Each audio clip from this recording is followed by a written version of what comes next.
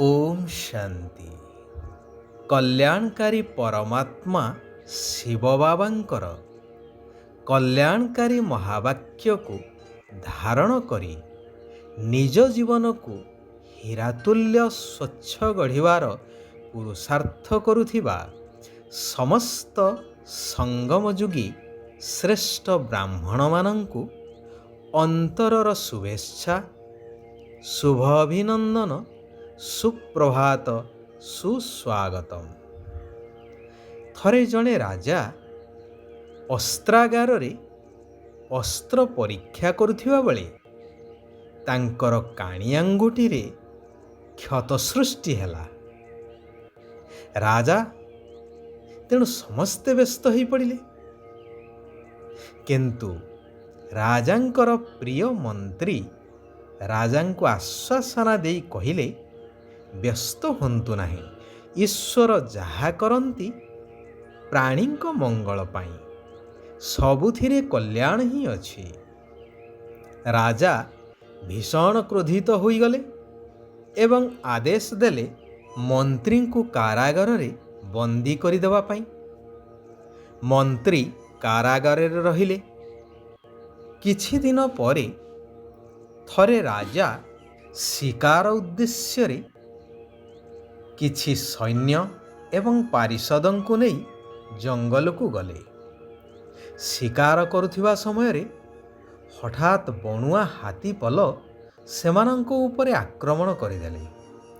तेणु जिए जुआड़े पाइले प्राण नहीं धाइले।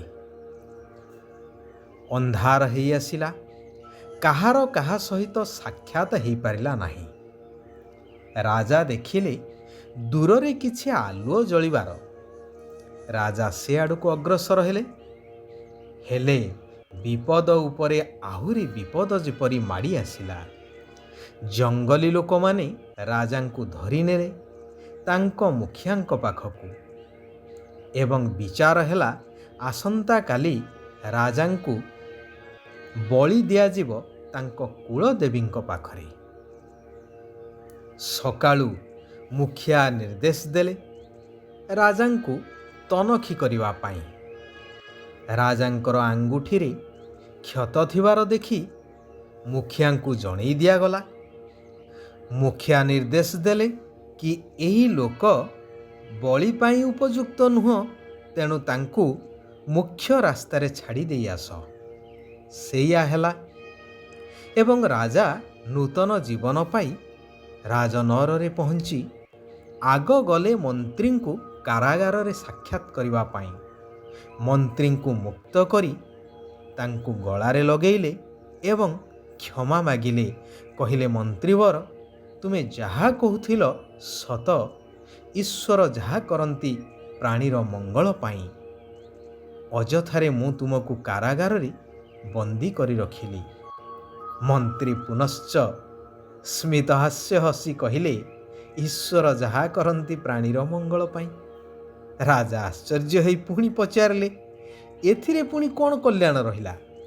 मंत्री कहिले, महाराज आपण जदि मते कारागार रे बंदी करी न थांते, निश्चय शिकार को मते साथी रे नेकी जाई थांते एवं मोर तो कौनसी क्षत नथिला, तेणु सेमाने मते बलि देई देई थांते।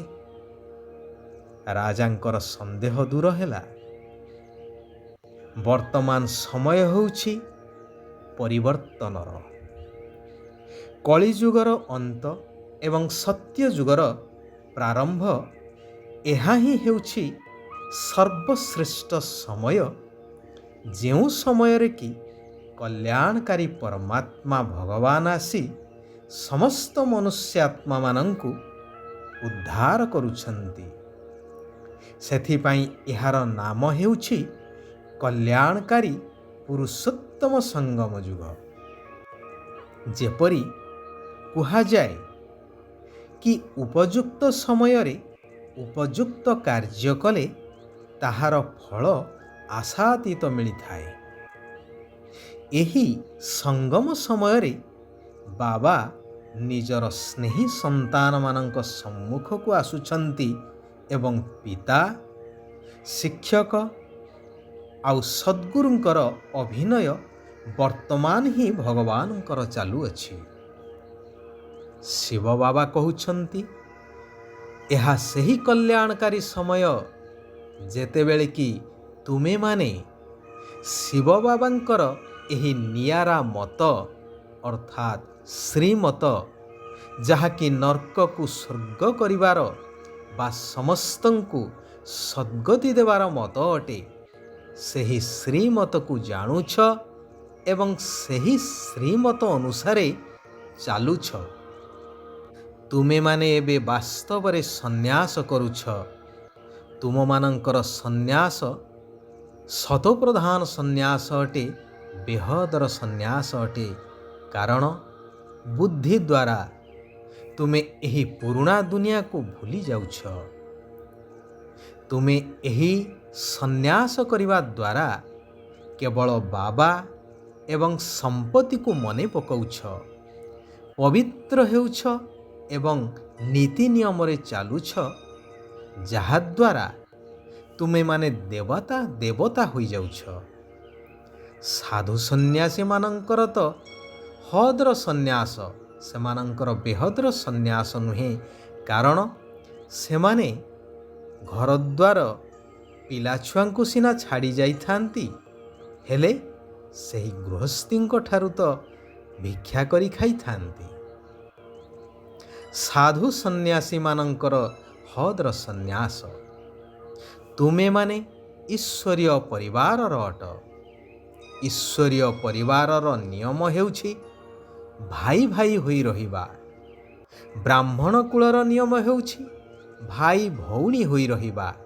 ସେଥିପାଇଁ ବିକାରର ଦୃଷ୍ଟି ଆସିପାରିବ ନାହିଁ। ଶିବ ବାବା କହୁଛନ୍ତି, ମନ୍ମନା ଭବ।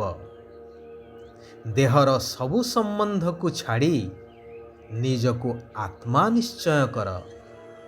ତେବେ ଆତ୍ମାରେ ଜନ୍ମ ଜନ୍ମାନ୍ତରରୁ ଗଚ୍ଛିତ ଥିବା ସମସ୍ତ ବିକର୍ମ ବା ପାପ ଭସ୍ମ ହୋଇ ଆତ୍ମା ପବିତ୍ର ଶତପ୍ରଧାନ ହୋଇଯିବ।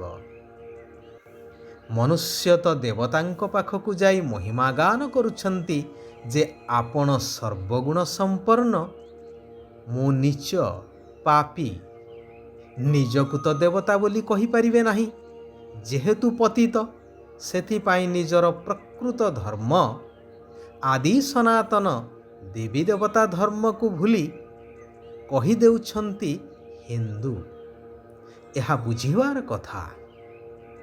ଶିବ ବାବା କହୁଛନ୍ତି, ଦେହ ଅହଙ୍କାରକୁ ଛାଡ଼ି ଦେହୀ ଅଭିମାନୀ ଅର୍ଥାତ୍ ଆତ୍ମ ଅଭିମାନୀ ହେବାର ଅଛି।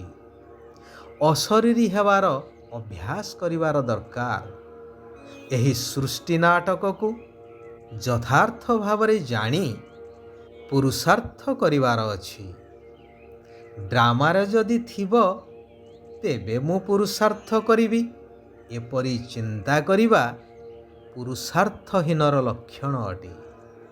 ଶିବ ବାବା କହୁଛନ୍ତି, ସଙ୍ଗମ ଯୁଗର ମହତ୍ତ୍ୱକୁ ଜାଣି ନିଜର ଶ୍ରେଷ୍ଠ ପ୍ରାରବ୍ଧ ଜମା କରୁଥିବା ତୀବ୍ର ପୁରୁଷାର୍ଥୀ ହୁଅ। ଏହି ସଙ୍ଗମ ସମୟରେ ହିଁ ପରମାତ୍ମା ଭଗବାନଙ୍କ ସହିତ ଆତ୍ମାମାନଙ୍କର ମିଳନ ହୋଇଥାଏ, ଅର୍ଥାତ୍ ଶିବ ବାବାଙ୍କ ସଙ୍ଗର ଅନୁଭବ ହୋଇଥାଏ, ଯାହା ଅନେକ କାଳ ପାଇଁ ଜୀବନକୁ ହୀରାତୁଲ୍ୟ କରିଦେଇଥାଏ। ଏହାର ଯଥାର୍ଥ ମହତ୍ତ୍ୱକୁ ଜାଣି ଗୋଟିଏ ସେକେଣ୍ଡ ମଧ୍ୟ ବାବାଙ୍କ ସଙ୍ଗଠାରୁ ଦୂରେଇ ରହିବା ଅର୍ଥାତ୍ ଶ୍ରୀମତକୁ ଛାଡ଼ିବା ଅନୁଚିତ। ଏହି ପୁରୁଷାର୍ଥ ହିଁ ଭବିଷ୍ୟ ସତ୍ୟଯୁଗୀ ରାଜ୍ୟ ଅଧିକାର ପ୍ରାପ୍ତ କରେଇଥାଏ।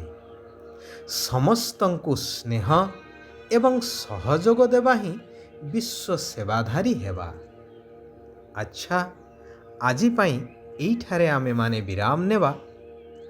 ଆସନ୍ତାକାଲି ପୁନଶ୍ଚ ଆମେମାନେ ସେହି କଲ୍ୟାଣକାରୀ ପରମାତ୍ମାଙ୍କର ଆଉ କିଛି କଲ୍ୟାଣକାରୀ ମହାବାକ୍ୟକୁ ନିଜ ଜୀବନରେ ଧାରଣ କରିବା ଏବଂ ସାରା ବିଶ୍ୱର କଲ୍ୟାଣାର୍ଥେ ନିଜକୁ ସମର୍ପିତ କରିବା, ନିଜର ଭାଗ୍ୟ ବଦଳେଇବା ସାରା ବିଶ୍ୱର ମଧ୍ୟ ଭାଗ୍ୟକୁ ପରିବର୍ତ୍ତନ କରିବାରେ ସହାୟକ ହେବା।